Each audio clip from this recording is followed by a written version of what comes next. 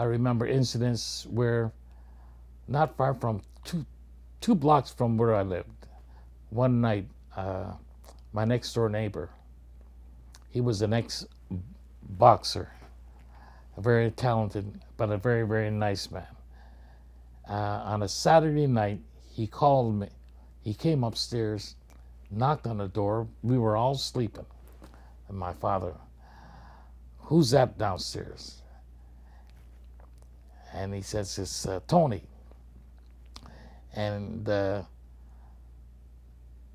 he says, we need Oliver for about an hour.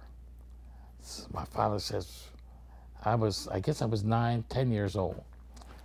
And he said, we're having a party, a bachelor party for a friend. And we need someone to play the piano. The piano player that was supposed to be there is no longer there. So my father said, well, will you take good care of him and make sure that everything's all right? And so I get dressed, I go with Tony, and it's only 2 or 3 blocks. And so I arrive at this place, and they tell me, come in the back room. And so I'm playing, I'm going to be performing, and could I play for 3 dancers, you know? So I said, yes, I played for dancers before. But I didn't realize they were ladies that strip. And so when I went in the room, everyone they were laughing. Who's this, you know, who's this little boy? How is he gonna play for us? So anyway, I remember them asking me, do you happen to know this song, Caravan? And one asked for, well, do you know this other name, another tune called Taboo? And I knew both of them. So I said yes, and I said sure. But then I remember for the rest of my life, because at the same time that they were talking to me, they were getting undressed, and they were putting on their little small uniforms that they had, and that. And for a 9-year-old boy, that was, I couldn't hardly concentrate on what they were telling me.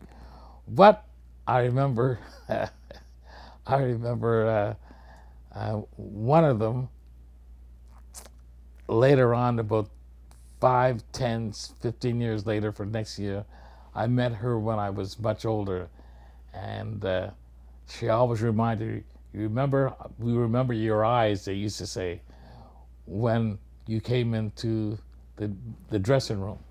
Anyway, this was my first connection. Now, I knew that where I was, that was connected with the mob and so forth. It was also a pool hall, but I think they were either selling liquor there when they weren't supposed to. So I go into the main room where they had the piano and where I was supposed to perform.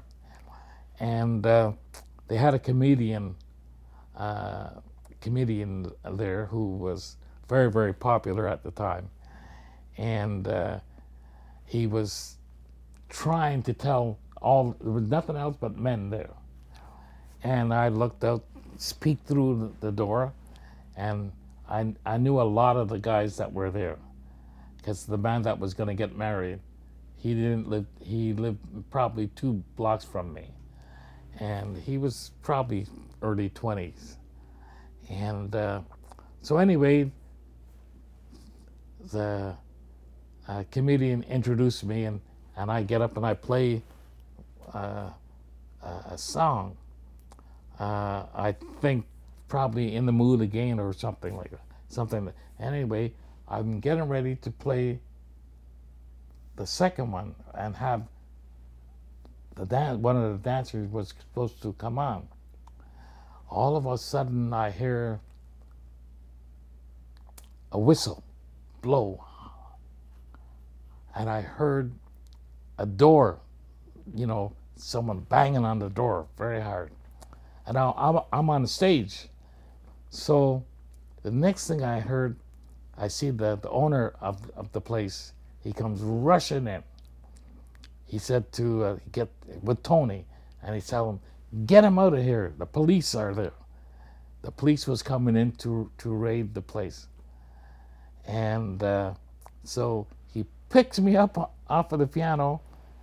We go at the backyard, back door, I should say, and I turn around just in time to see all of the police coming into the place and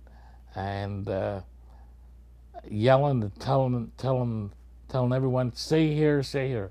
But by this time, Tony had me at the back door, and I was able to go out with him and got back home. Je me souviens toujours, Tony saying to me, "Please, please don't tell your father what happened. Don't tell your father." And I remember him put stuff in this money in my pocket. And so it was back, I guess, 1942, 43. And when I looked, there was a $50. So that was a lot of money from back then. Now, I don't know if I was paid that good for my playing or because I didn't tell my father. I don't think I ever told my father what happened that night. And so Tony brought me home, and I remember my father was upstairs when I came in, and he said, "All right, you're okay?" And I said, "Yes." I said, "Tony paid me. I'll talk to you in the morning." But I always remember that was probably the only time that I was in any place that was raided by the police. Now, I don't know exactly, well, the girls, the dancers, I don't think anyone was really arrested for anything, but someone must have told them that something was going on that wasn't supposed to. And so from that point on, I knew about clubs and speakeasies and places that had license and were allowed to have entertainment and so forth.